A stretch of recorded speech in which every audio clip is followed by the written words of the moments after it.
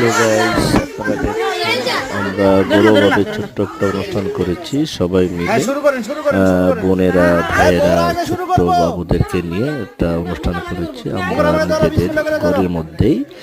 আমরা আনন্দ উল্লাস করতেছি, ঈদের পরবর্তী সময় সবাই একসাথে হয়েছি, তাই ছোট্ট অনুষ্ঠানের মাধ্যমে আমরা একটা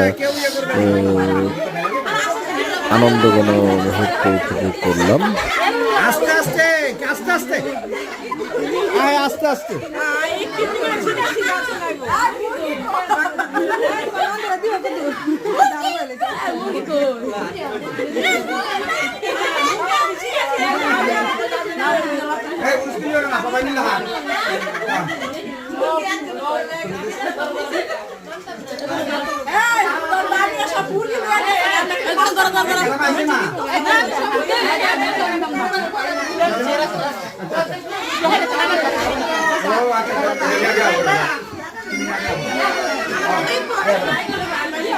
তরফতে পায় নাই